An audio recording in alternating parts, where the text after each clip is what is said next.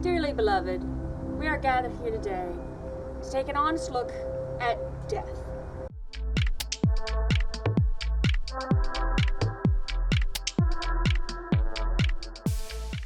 Hi, I'm Dottie the Psychic, and today's episode is about death as it relates to the physical.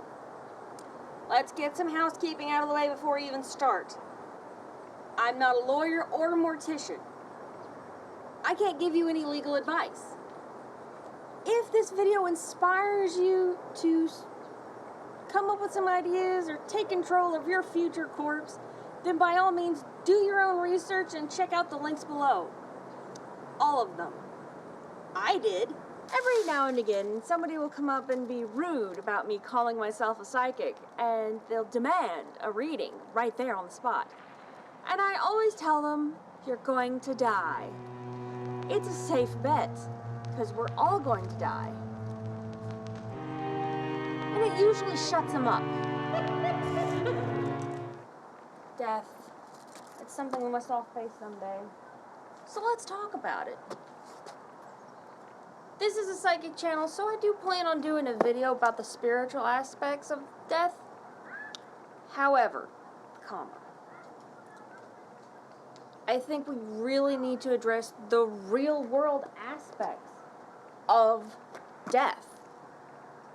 So I asked the Order of the Good Death to be our cause of the month, and they actually responded. But instead of being our cause of the month, they asked that we raise funds for the scholarship they helped create in honor of Henrietta Tutier, the first female funeral home owner in America. So the Order of the Good Death is a nonprofit organization that provides educational resources about death and dying. It's hard to plan for something you don't know anything about. They're all about having a plan. So that's what we're doing today. I'm making a death plan. This is not because I'm planning on dying anytime soon, but even a psychic doesn't always see it coming.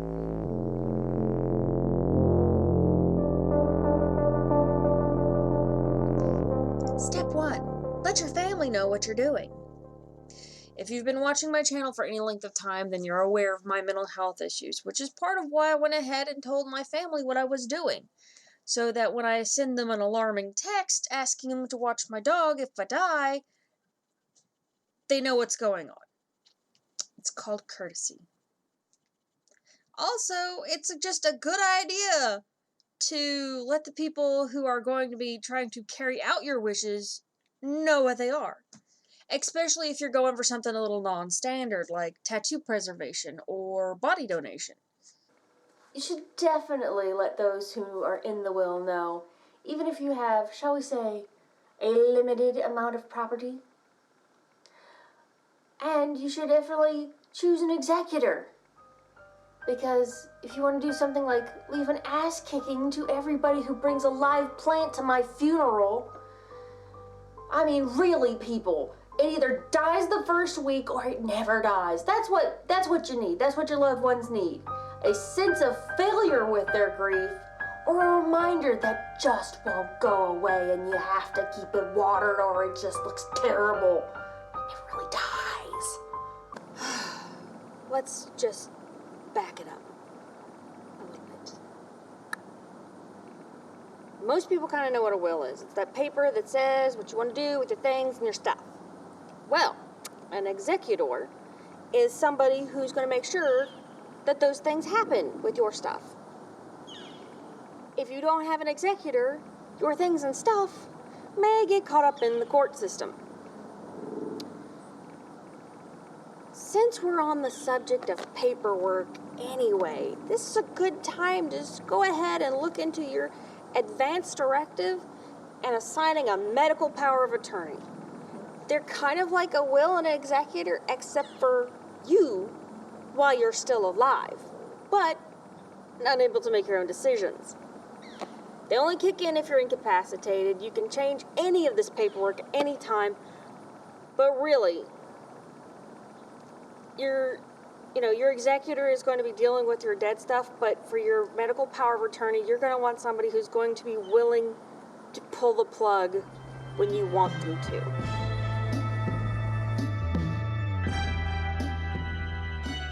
If you're interested in learning about the laws that surround property post-mortem, then feel free to check out the West Virginia Code, chapters 41 through 44. I read very little of them. But the link to the code is below, and so is the link to willforms.org, where you can get a cookie-cutter will and living will free of charge. If your situation's a bit more, shall we say, complicated, or if you just want to leave money to your dog, I understand. You can also go to any of the many legal sites with a 7-day free trial that you can cancel at any time. So, look for those links in the box below.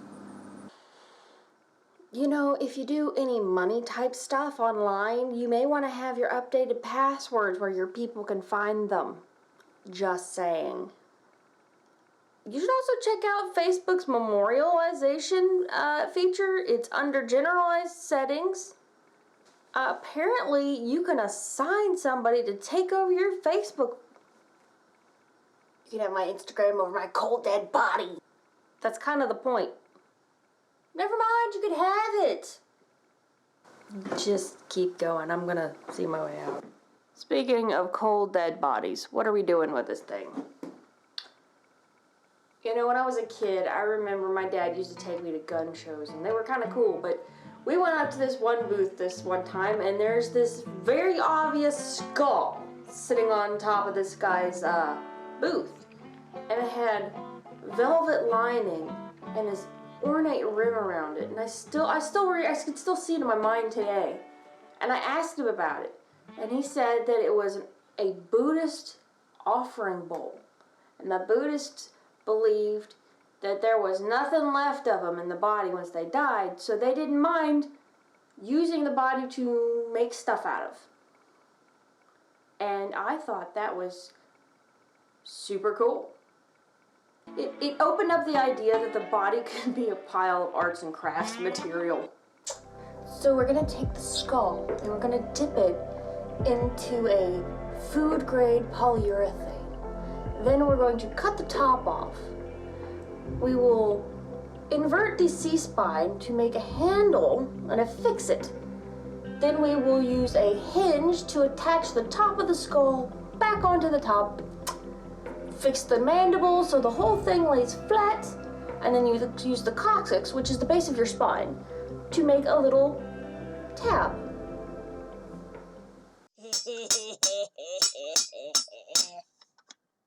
Girl's dream. More realistic dream might be tattoo preservation. I know a lot of us have a lot of time, money, and pain in our ink. So if you're interested in that, preserving that, you can contact Save My Ink. They're down amongst all the other links below. And they're just up 77. They're a long way up 77. But I called to make sure they actually service our area, and they said there would be no problem. I really wish I'd have known about this place when Dad died, because he actually had his tattoos divided out for us, like how he wanted them dispersed, and it didn't happen because we didn't really have a plan. Not only do they have insurance plans, like pre-need plans, so you can pay for that well in advance, and then when the time comes, you just let them know, and they send like a little package to the funeral home, the collection package. I'm not fully understanding the details, but Bob's your uncle. 3 months later, you've got a beautifully framed, UV protected piece of flesh that the rest of the world can kiss for eternity. So what do we do with the rest of the carcass? I can definitely see the appeal of a traditional burial with the open casket viewing. It gives the family closure to see you embalmed, and the graveside gives people a place to go, and it's what's always been done. My dad told me he didn't believe in graveyards, but when I was in a dark place, I went to his grave and sat a lot. We put a lot of weird stuff in that casket. If some historian ever exhumes him, They're gonna think we're some sort of modern Egyptian or Viking people. Personally, I don't want to be pumped full of toxic chemicals and dropped in a hole to someday pollute the water or just sit there like a forgotten doll. It honestly just strikes me as a waste. The standard alternative is cremation. They're doing some pretty cool stuff with ashes these days. Jewelry, glass ornaments, seed pods. Of course, they can't just leave you in a cardboard box. Ben's grandma was in a cardboard box until one of the dogs ate part of her. Now she's in a plastic bucket. So that happened. So, what about this green burial? A natural return to Earth. The worms crawling, the worms crawl out, the worms play pinochle on your snout. The first time I heard about this on Ask a Mortician, I got so excited I almost bought a wool casket for like $2,000. If I'd have had it at the time, I'd have got it. I've been eyeballing it since. So, during the process of researching this video, I talked to the family mortician, Casta Funeral Home. More about them later. But I sat down and really looked at the prices and options, and it was comparable to a normal funeral. There is actually, and they even suggested that there is an actual certified green funeral home in Parkersburg. The Levette Funeral Services do green burials. They end up burying you in Ohio because that was the one snag I ran into. I flatly ran out of time to look for a green burial site. Look it up yourself if you're interested. It was suggested to me to maybe ask some older graveyards where they have bodies that aren't in vaults anyway, but in West Virginia they apparently can require a vault. If you want to learn more about the green burial and like the biodegradable embalming fluid and things like that, you can check out the Green Burial Council. Links with the rest of them.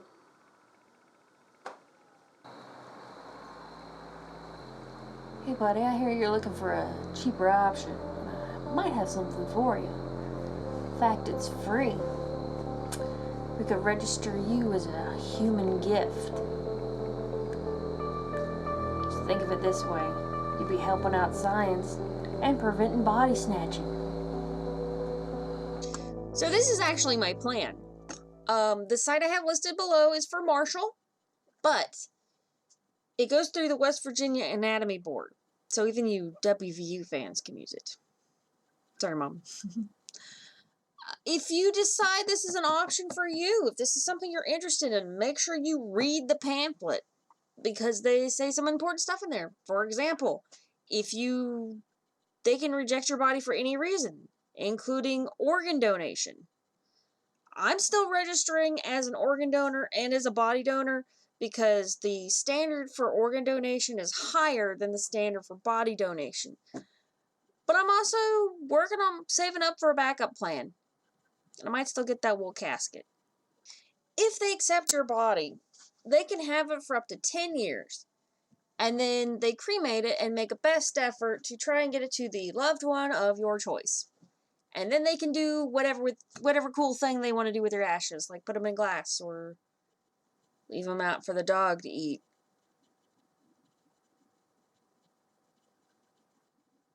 If you're interested in organ donation, it's one of the links below. It's to core.org, CORE.org.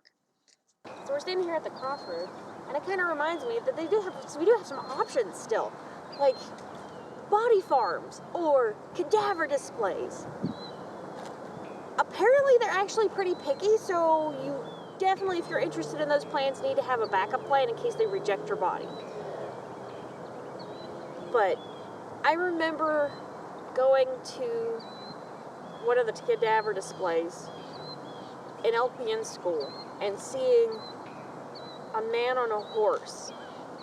And I'm sure it's one of those that all the cadaver displays do, but it was truly awe-inspiring to look into the body of not just the man, but the horse he was on, and see how alike our structures really are.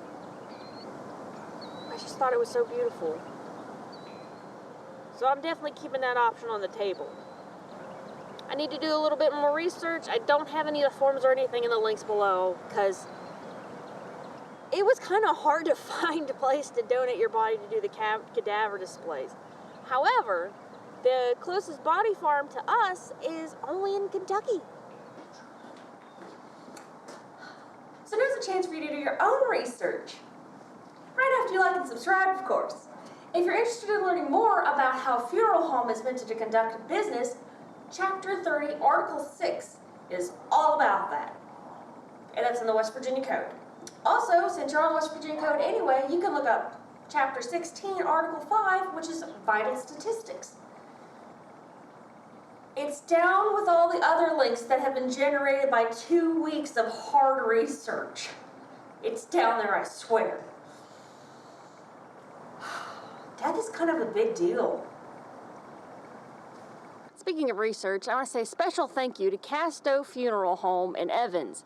They've buried 5 generations of my family, and my mom even has a prepaid plan there, which is not something that we've talked a whole lot about, but pre-planning is a great idea.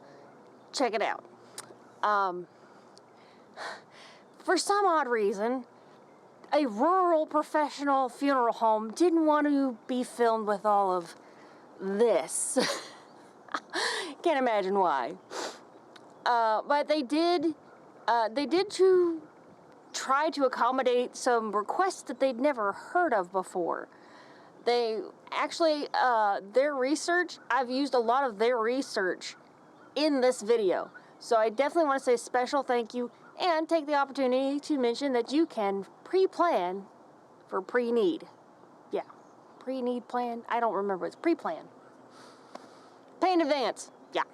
So, especially if you got a preferred funeral home, something to look into.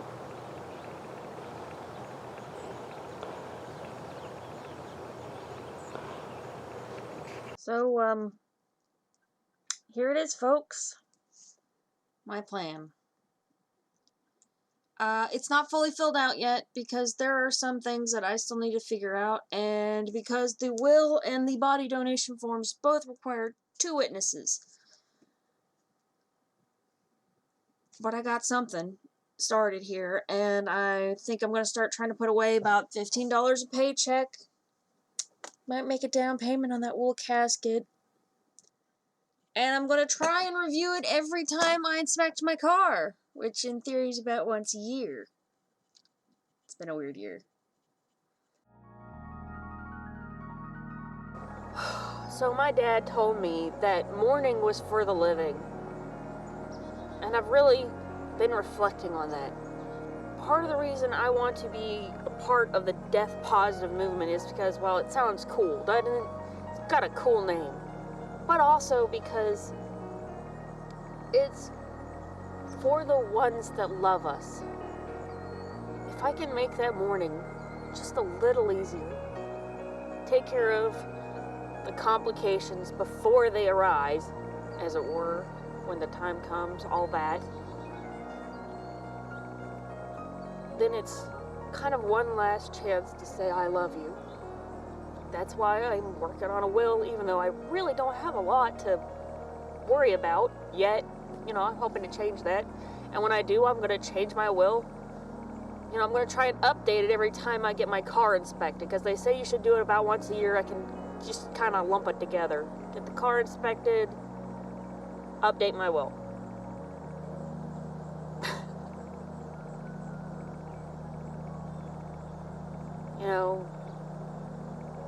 It's a little sad and annoying right now, but that's one less thing to put on the people who are going to miss me.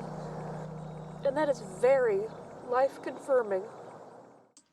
The death-positive vibes of this video are only part of the cause of the month, so let's talk about Henrietta Duttier. She was not just the first woman funeral home director, but also the first African-American woman to run her own funeral home. She also transported people in coffins as part of Underground Railroad. She literally provided safe travel and made much profit. I think that's very cool. Ask a Mortician did a video on her that goes into more detail. The scholarship in her name will help African American women enter the mortuary sciences at the Community College of Baltimore County. It's an extension of the death positive movement that is the hallmark of the Order of the Good Death. You can find the link to Henrietta Dutier's scholarship, Ask Mortician's video, and the Order of the Good Death websites right around where the like and subscribe button are. Don't forget I've got a Patreon. If you sign up for $5 or more a month, I give $2 to the cause of the month. So I'm going to try not to drag out this end cap because I still got lots of thoughts and feels. I hope that you all were entertained, but more importantly, I hope that everybody learned something. If you've got something to add, I would love to see some more information, some ideas in the comments below. Keep this thing rolling. I believe in the death positive movement. Life is a journey and we all know how it's going to end. But until then, safe travel and much profit to you.